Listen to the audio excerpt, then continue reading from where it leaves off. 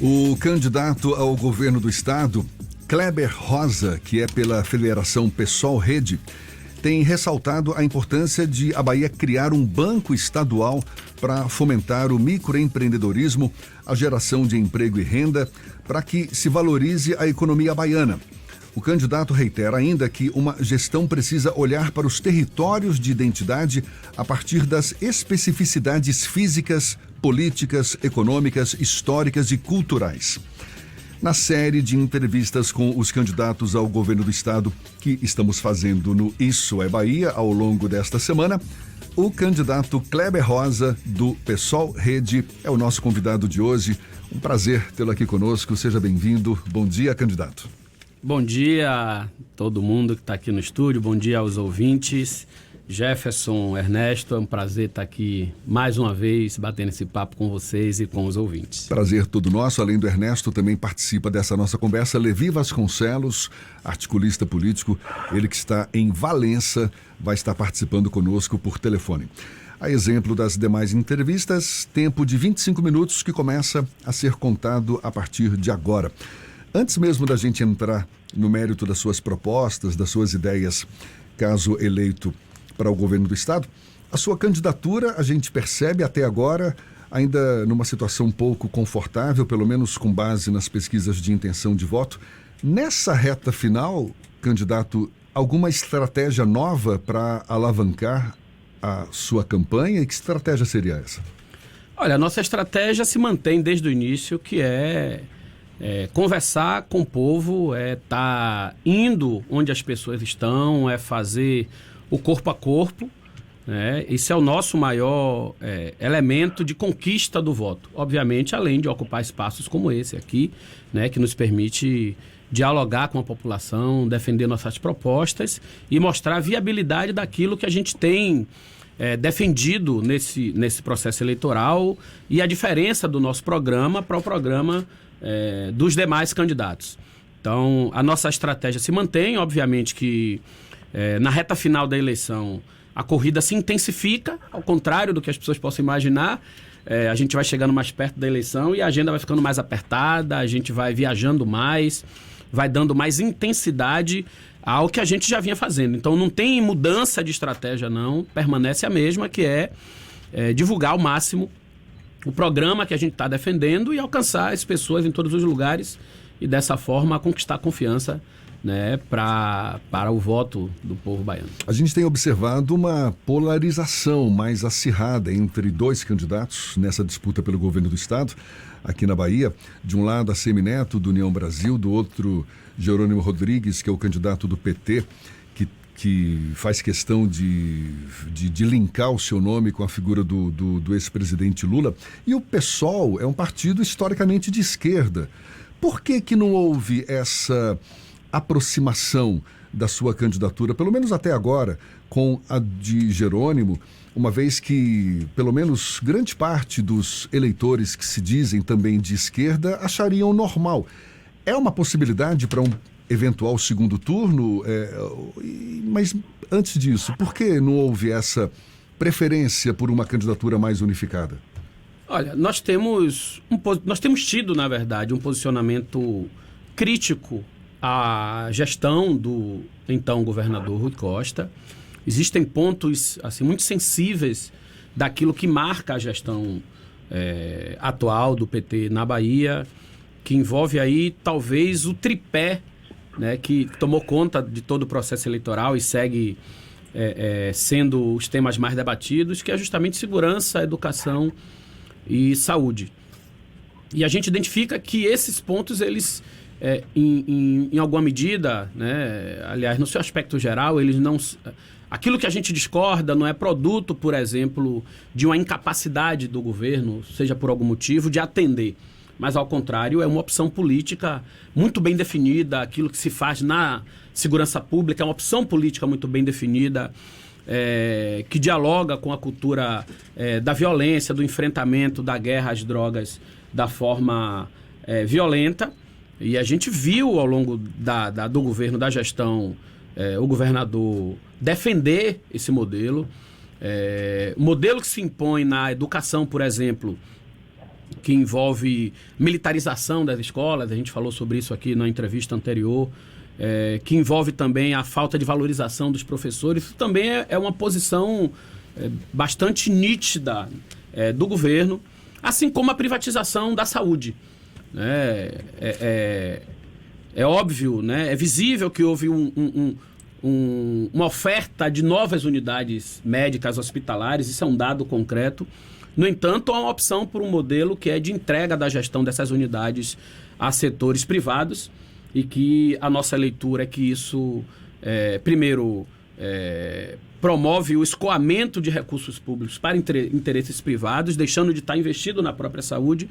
Segundo, sucateia o atendimento, né? Compromete a qualidade do atendimento à medida em que a gente tem profissionais da saúde desvalorizados, contratados de forma terceirizada ou através da pejotização, com atrasos de salários. Então isso flagrantemente é uma opção política do governo Rui Costa, a qual nós não identificamos. Por último, tem uma opção também por aliança com setores da política baiana, as quais a gente não considera a possibilidade de estar junto. Então, a soma desses elementos dificulta a nossa possibilidade de uma aliança, dificultou, na verdade, de uma aliança eleitoral, sobretudo porque o candidato Jerônimo, ele tem a difícil tarefa, ao nosso ver, de defender tudo isso sem se colocar de uma forma crítica, sem se posicionar criticamente, sem acenar a possibilidade de mudança dessa linha.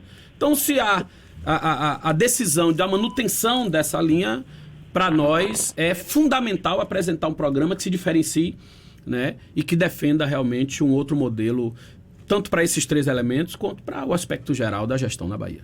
Kleber, sobre duas dessas três frentes que você falou, que é um tripé fundamental aí da crítica que você faz, evidentemente, da proposta que você apresenta.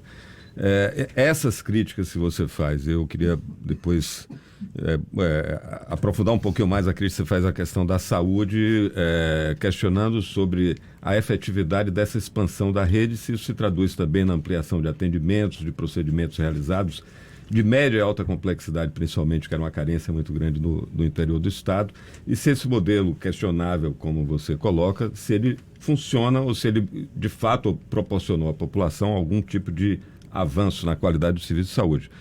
Mas essas propostas que você constrói, evidentemente, tem a base teórica e a formulação que tem a ver com o programa do seu partido, que é o PSOL, mas certamente tem também muita coisa que tem a ver com a sua própria história.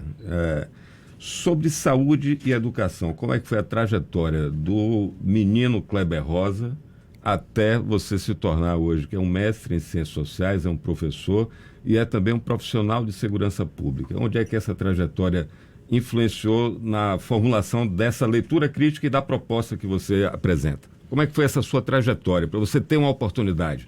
Você, como tantos homens e jovens negros da nossa sociedade, que enfrenta todas as dificuldades de acesso à escola, a uma boa escola, acesso ao ensino superior, acesso ao mercado de trabalho.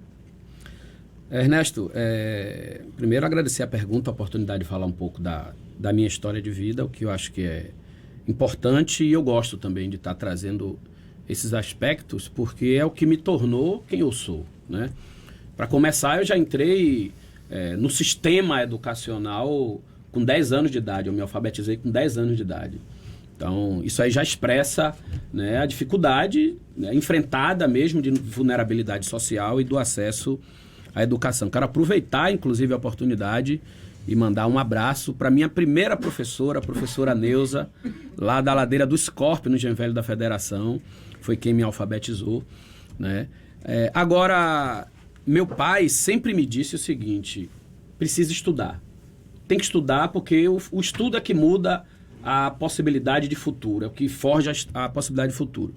Embora as condições materiais tenham sido sempre muito precárias, mas eu me apeguei ao que ele dizia: tem que estudar, tem que estudar. E meu pai dizia: olha, vou botar vocês na melhor escola de Salvador. E a melhor escola de Salvador era o Colégio Manuel Devoto ou o Rafael Serra Vale, eram escolas públicas, né, que nós acreditávamos, né, a população mais pobre acreditava que eram as melhores escolas que estavam ao nosso alcance. Então, fui estudar no Manuel Devoto sempre com foco de que o estudo era fundamental, né? Então, e o fato de eu ter iniciado minha vida política também, minha militância no movimento estudantil, foi fundamental para essa relação com a educação, com o debate da educação e com a priorização da educação como elemento de transformação. Entrei na universidade também com 23 anos de idade, né? Com a idade que muita gente está saindo, e terminei minha graduação com 28 anos. Então, tudo muito tardio, né? Mas o foco na educação, na leitura, no aprendizado sempre foi um elemento fundamental. Por isso que eu discuto também a educação como prioridade, a valorização do professor como prioridade, porque hoje, como professor, eu vejo a dificuldade que é a escola pública de dar salto de qualidade, e isso tem muito a ver com as condições de trabalho do professor. Porque nós temos um corpo de professores que são extremamente comprometidos. O que a gente tem de educação na Bahia é produto da dedicação, né, e da maneira como o professor encara a sua função, o seu trabalho, mas as condições precárias, a falta de valorização do professor é o que limita o avanço da educação na Bahia. Então, nesse sentido, por isso a educação é prioridade, né? A saúde, do ponto de vista pessoal, eu só vim ter acesso de fato à saúde quando eu passei num concurso público que vim ter o Planserve.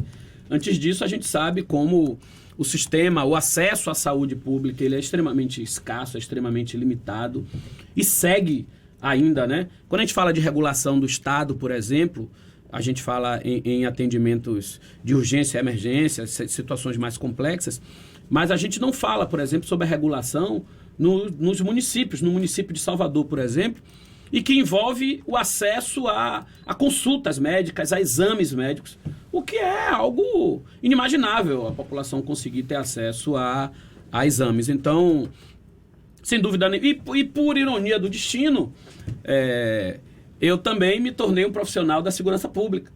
Então, esse tripé está muito presente na minha vida pessoal, na minha militância, né?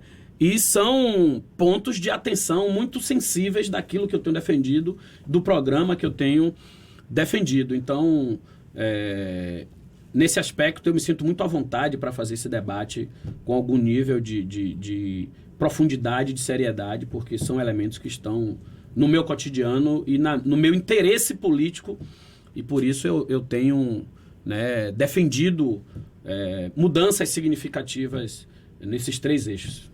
Mas isso significa, no histórico que você fez aí para justificar a impossibilidade de uma aliança com o PT no primeiro turno, isso já determina, já impõe ao PSOL uma posição de oposição, qualquer que seja o governo, se prevalecerem as pesquisas que têm indicado uma decisão polarizada, como disse Jefferson, entre Assemineto e Jerônimo Rodrigues. Significa que o pessoal já está na oposição no ano que vem, independente de... Olha, a menos que você vença a eleição, claro.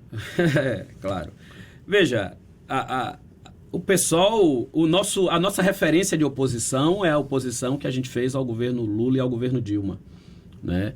É uma oposição compreendendo os aspectos positivos, se posicionando como colaboradores naquilo que é de interesse do povo, né? Mas demarcando posição de forma segura e de forma enfática naquilo que é comprometedor para a população. E aí quero destacar, por exemplo, a privatização da Embasa, né? Não dá para negociar, não dá para tergiversar quando se trata, né, da defesa da Embasa como patrimônio do povo da Bahia e como única possibilidade de levar o saneamento básico a todas as pessoas. Eu estava ontem conversando com a comunidade lá em Piripiri, falando sobre o trem, né, sobre o absurdo que é o que aconteceu no subúrbio com a retirada dos trilhos do trem. Ainda hoje, né, tem países na Europa que continuam investindo em trilho, né, como o transporte do futuro. E o que acontece na Bahia com a retirada dos trens do subúrbio é uma coisa... Mas não é para substituição por um modal mais moderno, no caso o VLT ou o monotrilho? O monotrilho, na verdade, que é extremamente questionável. Porque vamos considerar que aquele trem do subúrbio também não era alguma coisa que a gente pudesse defender como um transporte seguro e confortável para a população do subúrbio. Eu acho que a gente pode e deve defender, sim. pode e deve defender, sim. O problema ali era o sucateamento dos vagões. O vagão é o mais barato que tem. O vagão a gente compra novo, coloca vagão até moderno quanto o metrô para rodar naqueles trilhos, com possibilidade de interligar através de trilho Salvador, a região metropolitana, Salvador ao Recôncavo. Mas não é isso também que está apontado no projeto do VLT, não? Que nada. Simões Filho, o que está se se gastando com alguns quilômetros de VLT, a possibilidade de interligar esses municípios com esse modelo de VLT é impossível, é inimaginável. Para além disso, eu destaco a destruição do metrô, do trilho, porque inclusive, ainda que tivesse feito uma opção por um outro transporte, não precisava abrir mão do trilho. O trilho é um patrimônio, né? Não precisava ser retirado. É uma coisa, ao meu ver, absurda, né? Mas eu estava falando disso, eu ia linkar com alguma outra coisa, terminando entrando nesse assunto, eu já me perdi. Então deixa eu passar a bola para Levi Vasconcelos, que também está acompanhando essa conversa, quer fazer uma pergunta para você, Kleber. Levi. Bom dia, Jefferson. Bom dia, Ernesto. Bom dia, Kleber.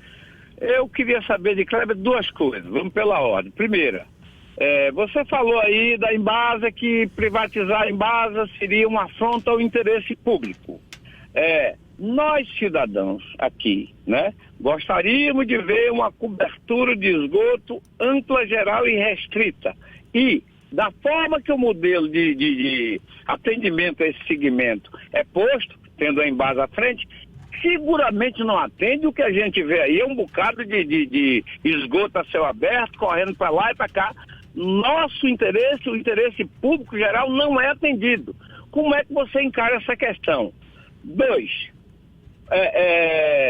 você é de esquerda, de um partido de esquerda, e nós temos aqui na economia um setor, um segmento, o agronegócio, que é bastante importante para a economia e para a vida social, pelo produto de alimentos, etc e tal. Mas o agronegócio tem pavor dos partidos de esquerda, porque eles apoiam movimentos que vocês chamam de ocupação de fazendas, que eles dizem invasão de fazenda. Como é que você trataria no governo seu o agronegócio? Essas duas perguntas. Levi, grande abraço, obrigado aí pela sua pergunta, até me linkou de volta ao que eu tinha esquecido, eu ia falar de saneamento básico. Então eu estava nessa reunião com a população e as pessoas declararam que não existe saneamento básico no subúrbio, né? Aquela região toda, as pessoas ainda têm fossa em casa, né? E os dejetos são despejados no mar. Quer dizer, a gente está aqui na capital da Bahia, é uma coisa absurda, né? E isso, na verdade, aí vindo para a pergunta de Levi, o interesse público, ele é preservado, sobretudo, pelo Estado. Eu não tenho ilusão de que a iniciativa privada, controlando questões, né, elementos tão estratégicos como é o caso da água, tem interesse em atender a população. E linkando também aí com o agronegócio, que eu acho que dá para a gente fazer uma reflexão única aí desses dois aspectos, vamos lá. Quem, na verdade, invade de forma criminosa, muitas vezes, as terras, é justamente o agronegócio. Nós estamos falando de concentração, né, monstruosa de terra na Bahia, que produz desigualdade, que produz exclusão social, que produz desmatamento, que produz dano ao meio ambiente, que justifica, por exemplo, Levi, o que está acontecendo no sul da Bahia com o povo Pataxó. O povo Pataxó tem sido atacado por homens armados e que estão lá defendendo interesses desses setores do agronegócio em alguma medida, mas são grileiros de terra que se ocupam, né, e ampliam suas posses de terra justamente a partir de invasão de terras de comunidades tradicionais, comunidades indígenas, comunidades quilombolas e, sobretudo, de terra pública. As terras devolutas, que hoje são 80% da terra da Bahia, pertencem ao Estado, boa parte dessa terra estão concentrada na mão, né, de grileiros que se intitulam agricultores do agronegócio. Isso é a primeira questão. Então, eu defendo a agricultura familiar, eu defendo o acesso à terra à nossa população mais pobre, que produz alimento barato, sustentável e, sobretudo, com qualidade para alimentar a nossa população de verdade. Vale dizer que o agronegócio bateu recorde o ano passado de produção de grãos no mesmo momento em que a fome no Brasil cresceu. Isso não nos diz algo? Isso nos diz algo, né? Para que se produz? Para que tanta terra na mão de um grupinho pequeno para produzir tanto, se não é para matar a fome do nosso povo? Nós precisamos ter responsabilidade com isso. Então, o agronegócio tem medo, se é que realmente tem medo, é porque o agronegócio tem medo do povo, tem ódio do povo, gosta de excluir, né? De desmatar e de concentrar terras que sequer lhes pertencem, que pertencem ao Estado. Então, nós não temos problema com o agronegócio. Nós temos um princípio de defesa daquilo que é de interesse popular. E o nosso programa é um programa para a agricultura que passa pela agricultura familiar, pela inclusão das pessoas no setor produtivo e, dessa maneira, produzindo alimento barato para a mesa do povo da Bahia, né? É dessa forma que a gente entende que a gente também enfrenta a fome. Da mesma forma, entregar a Embasa a setores privados, qual é a ilusão que a gente tem, Levi, de que isso vai ampliar o acesso à água, de que isso vai fazer com que a água chegue a comunidades distantes, se a gente sabe que a lógica do mercado é a lógica do lucro. Nós temos um exemplo claro no Brasil, que é a Vale. O que foi que a privatização da Vale provocou? Vamos pensar sobre isso? Qual é a responsabilidade e o compromisso que a Vale do Rio Doce, por exemplo, a antiga Vale do Rio Doce, hoje Vale, privatizada, tem com o meio ambiente e teve com as vítimas causadas, né, pela atividade predatória de extração de minério? Então é disso que nós estamos falando. Então, para nós, um Estado forte é o que garante serviço de qualidade para o nosso povo. Nesse sentido, a defesa da Embasa é a defesa do seu fortalecimento. Defender a Embasa não é defender apenas um modelo ou acesso limitado como a gente é hoje, mas o próprio investimento para a Embasa de maneira que ela consiga ampliar o atendimento para a nossa população. Kleber, falando rapidinho agora nos últimos minutos. Levi, lá no extremo sul da Bahia, por exemplo, tem fazendas altamente produtivas, né, que são ocupadas ou invadidas, né? E isso gera um sentimento pesado de revolta nos fazendeiros que dizem ter suas terras plenamente regularizadas e são alvo desse tipo de ação. O que é que você diria disso? Olha, diria que terras produtivas não é para ser invadida. É isso que eu digo. Eu não sou do Movimento Sem Terra, vale dizer, mas eu entendo, eu dialogo e eu compreendo como é a metodologia de luta desses movimentos, que é ocupar e não invadir terras improdutivas para que ela cumpra seu papel social. Se há pontualmente uma outra ocupação que foge a essa regra, isso é uma exceção, Levi, não é regra. A regra do movimento é lutar pelo direito do acesso à terra para a nossa população. Então, isso é algo que eu defendo e defendo os instrumentos e as estratégias de luta do nosso povo pela sobrevivência. Então, é legítimo que as pessoas que não têm acesso busquem mecanismo de voz, de ser ouvido, de maneira que pressione o Estado a garantir as políticas públicas. A gente ainda tem 2 minutos e pouquinho. O Ernesto faz uma pergunta rapidinha com resposta rapidinha de Kleber também. Vamos lá. Então, finalizando o assunto do momento que terminou nacionalizando, eu estou te perguntando isso porque você é um candidato afirmativamente negro, que defende as bandeiras do povo negro, o combate ao racismo, etc. Queria que você finalizasse qual é a sua expectativa em relação... Parece que a gente vai ter aqui seguramente um governador que se assume como preto ou pardo para o ano que vem, independente do resultado, já que todos estão se declarando como pardos? É dramático ver isso, viu? Eu que sou um ativista da luta racial, eu que sei o quanto nos custou algumas políticas públicas que visa facilitar e beneficiar a inclusão, favorecer a inclusão da população negra. E mais do que isso, eu que vi o partido do ACM Neto se posicionar contra cotas. O partido de ACM Neto protagonizou ação na justiça para impedir as cotas.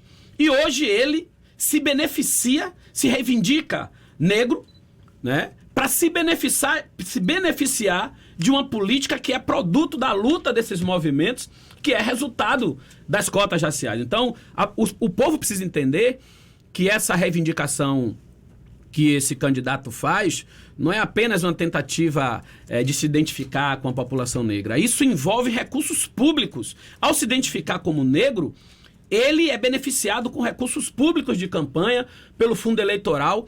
E quando ele diz, por exemplo, que o IBGE está errado, né? É absurdo. Chega a ser... seria irônico se não fosse trágico. Quando ele diz que o IBGE está errado, por que ele não considera o erro do IBGE para abrir mão do recurso que ele está ganhando por ter se declarado negro? Já que o critério do IBGE está errado, porque é a partir do critério do IBGE que ele se beneficia desse recurso. Então, isso é um desrespeito à população baiana, é um desrespeito à nossa população que sofre com racismo, que sabe o que é ser negro e negra nessa cidade, que sabe o processo de exclusão que vive. Então, existe um processo do candidato a deputado federal do PSOL, Jorge X, que está correndo na justiça, e a Semineto vai responder, está respondendo e vai arcar com a responsabilidade de ter tentado fraudar algo que para nós é tão importante e que foi fruto de muita luta. Candidato Kleber Rosa, suas considerações finais, nosso tempo praticamente esgotado. Bom, eu quero falar do meu prazer de estar aqui mais uma vez batendo um papo com vocês, agradecer o convite, parabenizar pelo trabalho fantástico de comunicação que vocês fazem aqui, que a gente escuta todas as manhãs para saber o que está acontecendo no nosso estado, e dizer ao povo da Bahia que a gente está na luta, que o jogo só termina quando o juiz apita. Até lá nós estamos na rua, nós estamos conquistando corações e mentes e defendendo um projeto que a gente acredita que é o melhor para o povo da Bahia. Então, agradeço mais uma vez e dia 2, não esqueça, vote 50 aqui e vote 13 para mudar a página no Brasil, elegendo Luiz Inácio Lula da Silva presidente da República. Kleber Rosa, candidato ao governo do estado pelo PSOL, Rede, muito obrigado, um abraço, até uma próxima. Agora 8h49 na